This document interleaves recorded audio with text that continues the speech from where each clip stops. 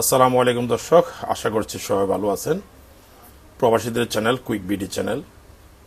বিগত দিনে এই চ্যানেলে প্রবাসীদেরকে নিয়ে অনেক আলোচনা হয়েছে, অনেক ভিডিও হয়েছে।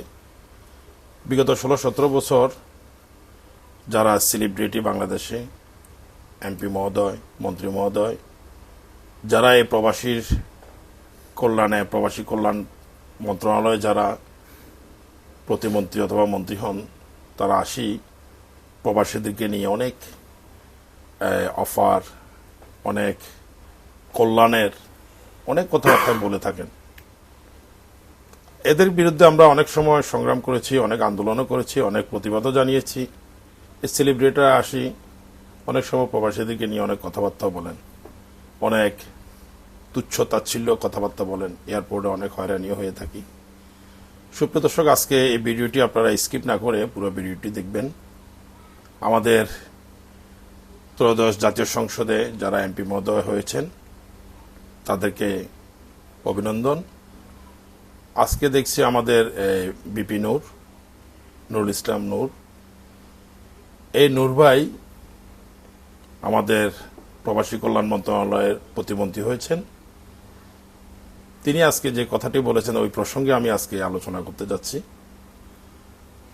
প্রবাসীরা আশা করি খেয়াল করবেন এবং বাংলাদেশি যারা তারাও খেয়াল করবেন যে গালফ, মধ্যপ্রাচ্যের যে গালফের 6টা কান্ট্রি আপনারা অবগত আছেন: কুয়েত, বাহরাইন, ওমান, সৌদি, আরব আমিরাত এবং কাতার।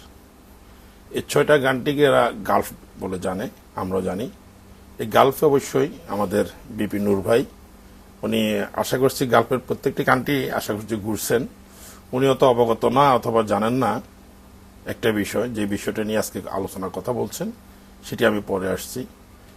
একটা জিনিস লক্ষ্য রাখবেন, আমরা যারা প্রবাসে আসি, প্রবাসীর যেসব কোম্পানিগুলা এদেশে বলে শরিকা, এই কোম্পানিগুলাতে আসলে, কোম্পানিগুলাতে যখন ওপেন করলে এদেশের কানুনে এই কোম্পানিটার একটা আর্টিকেল থাকে। আর্টিকেলে সব নিয়ম কানুন, কোম্পানির রুলস রেজুলেশন সব ওখানে বলে দেওয়া থাকে। এই আর্টিকেল মোতাবেক আমাদের কোম্পানিগুলো পরিচালনা করতে হয়।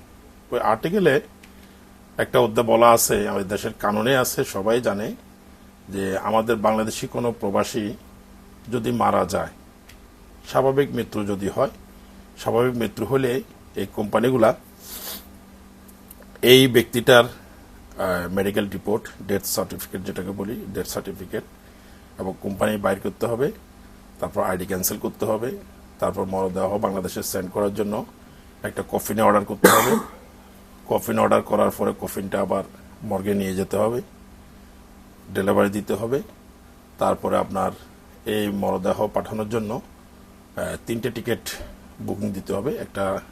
2টা টিকিট লাশের সাথে যাবে, লাশের টিকিট সবাই জানি আমরা, 2টে টিকিট এবং সাথে একজন প্রতিনিধি, দিলেও পারে না দিলেও পারে, একজন প্রতিদিনে একটা টিকিট প্রতিনিধির। তাহলে 3টে টিকিট আমাদেরকে কাটতে হয় আমাদের কোম্পানিগুলো।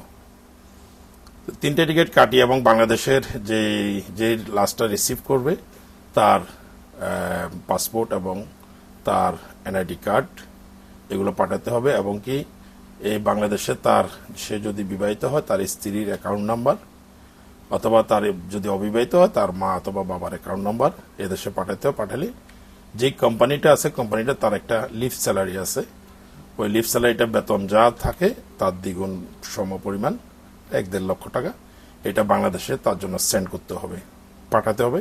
পাঠানোর স্লিপটা যেটা আছে, বাউচারটা সহ বাংলাদেশের যে লাস্ট রিসিভ করবে তার ডকুমেন্ট, কোম্পানির ডকুমেন্ট এবং কি ডেথ সার্টিফিকেটের যে ডকুমেন্ট, এগুলো সবগুলো নিয়ে বাংলাদেশ দূতাবাসে এগুলো নিয়ে গেলে তারা এখানে অ্যাপ্রুভাল করবে।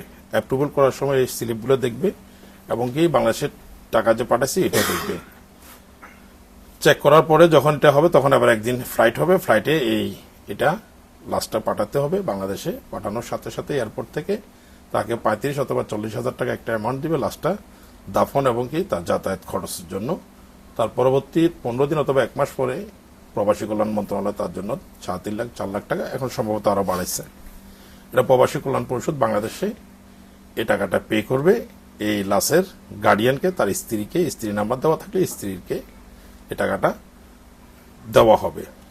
আসুন যে কথাটাই বলছি, যে এই প্রক্রিয়াটা আরো 1 বছর আগের, আমাদেরও প্রবাসী কোম্পানি আছে, অনেক বাংলাদেশি প্রবাসী বিগত দিনে অনেক আন্দোলনও করেছে বাংলাদেশ বিমান নামে, অথবা বাংলাদেশ বিমান, কিন্তু বাংলাদেশ বিমানটা লিমিটেড করে দিয়েছে আর অনেক আগে।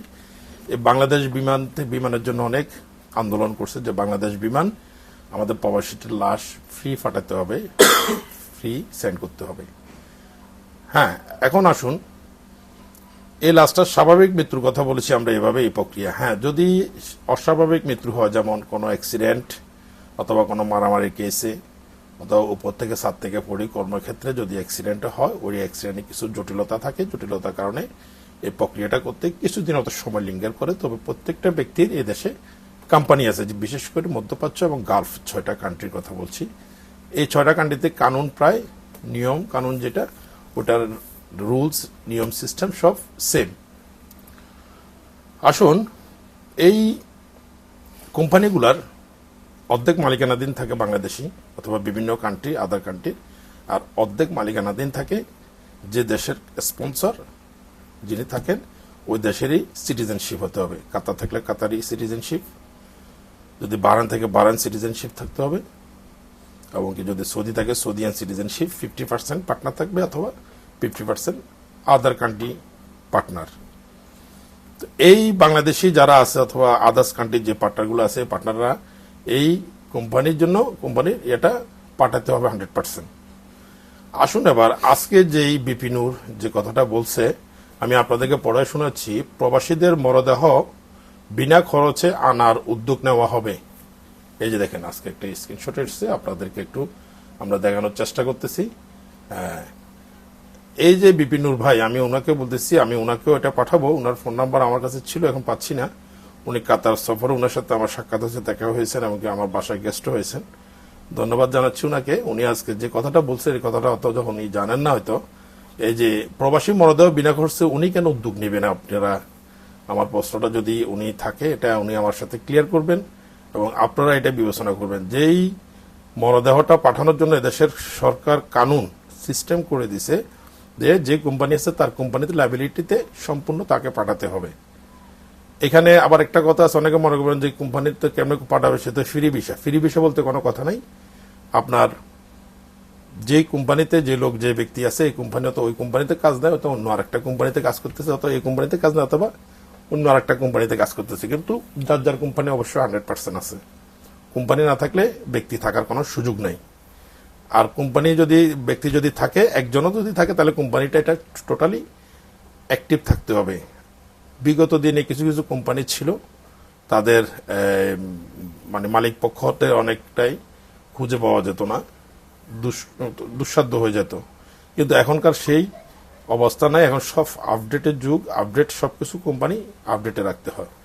এবার আসুন, আপনারা বাংলাদেশিরা যারা যারা আমার ভিডিওটি এতক্ষণ, যদি আমাদের সাথে যারা আছেন তারা অবশ্যই ক্লিয়ার, আমি কতটুকু করতে পারছি জানি না, যে আমরা এখনো বলতেছি, আমাদের বর্তমান সরকারের দৃষ্টি আকর্ষণ করছি, প্রবাসীদেরকে নিয়ে আপনার মন্ত্রী মহোদয় অথবা এমপি মহোদয় যিনি যে কথাই বলুক, কথাগুলো ভেবেচিন্তে কথা বলতে হবে। আর প্রবাসীদের জন্য আপনাদের কাছে আমাদের অনুরোধ, একটা প্রবাসী যেন এয়ারপোর্টে কোনো রকম হয়রানির শিকার না হয়, এবং কি প্রবাসীদের যাতায়াত সম্পূর্ণ নিরাপত্তা ব্যবস্থা করতে হবে আপনাদেরকে। এবং কি প্রত্যেকটা প্রবাসী যখন দেশে যাবে, বাড়িতে যাবে, যার যার গন্তব্যে যা পৌঁছবে, যার যার নিজ আপন নিডে আপন ঠিকানা যখন যাবে, তখন সরকারের প্রতি আমাদের অনুরোধ থাকবে, এবং যেই এলাকাতে যে মন্ত্রী মহোদয় আছেন অথবা এমপি মহোদয় আছেন, তাদের প্রতি আমাদের অনুরোধ থাকবে, আপনারা প্রবাসীদের প্রতি সুদৃষ্টি যেন আপনাদের থাকে। আইন শৃঙ্খলা বাহিনীর প্রতি আমাদের অনুরোধ থাকবে, আপনারাও সুদৃষ্টি এবং আপনারা এই ব্যাপারে সচেতন থাকবেন, যেন কোনো একটা প্রবাসী যেন কোনো রকম সন্ত্রাসীর হয়রানিতে যেন না হয়, কোনো চাঁদাবাজে হয়রানি যেন না হয় কোনো রকম। যে আমাদের বিগত দিনে অনেক দেখেছি, আমাদের প্রবাসীরা বাংলাদেশে গেলে, তারা বিভিন্ন স্বাস্থ্য খেতে গেলে, বিভিন্ন চিকিৎসা খেতে গেলে, অথবা কোনো রকম কোনো যে কোনো যেমন আপনার বিদ্যুৎ বিল সেক্টরে গেলে, যে কোনো জায়গাতে, যে কোনো ইয়াতে গেলে, সরকারি যে কোনো প্রতিষ্ঠানে গেলে প্রবাসীদের কোনো রকমে তাদেরকে মূল্যায়ন করে না। এই জিনিসটা আপনারা সচেতন থাকবেন। আমাদের কোনো একটা প্রবাসী যেন প্রত্যেকটা সুযোগ সুবিধা পায়, এবং প্রত্যেকটা কোনো প্রবাসীর উপরে কোনো রকম যেন এই যে কোনো নির্যাতন, হুমকি দুমকি অথবা হামলা মামলা এগুলো থেকে যেন প্রবাসীরা যেন বিরত থাকে, এবং কি প্রবাসীদেরকে সেভ করা এটা সরকারের দায়িত্ব। এবং কি অনুরোধ থাকবে, কোন একজন সেলিব্রিটি আসে প্রবাসীদেরকে নিয়ে কোনো রকম ভুল কোনো মন্তব্য করবেন না, যাচাই বাছাই করে তারপরে মন্তব্য করবেন। আমার আজকের এই পোস্টের ব্যাপারে বিপিনুর ভাইকে আমার অনুরোধ রইল, আপনি প্রবাসীদেরকে নিয়ে কথাবার্তা বললে আমাদের সাথে যোগাযোগ করতে পারেন। আপনি যোগাযোগ করে, অথবা আপনার একজন সহসভাপতি প্রতিনিধি আছে শফিকুল ইসলাম শফিক ভাই, আপনার গণ অধিকার পরিষদে উনি নির্বাচন করেছেন ট্রাক মার্কায়, ওনার সাথে আপনি অথবা পরামর্শ করতে পারেন। আমার বন্ধু মানুষ, আমি আজকের এই ভিডিওটি থেকে আমি আমাদের বাংলাদেশি প্রবাসী থেকে সবাইকে আজকের মতো ধন্যবাদ জানিয়ে আমি এখানে বিদায় নিচ্ছি। আল্লাহ হাফেজ। আসসালামু আলাইকুম ওয়া রাহমাতুল্লাহি ওয়া বারাকাতুহু।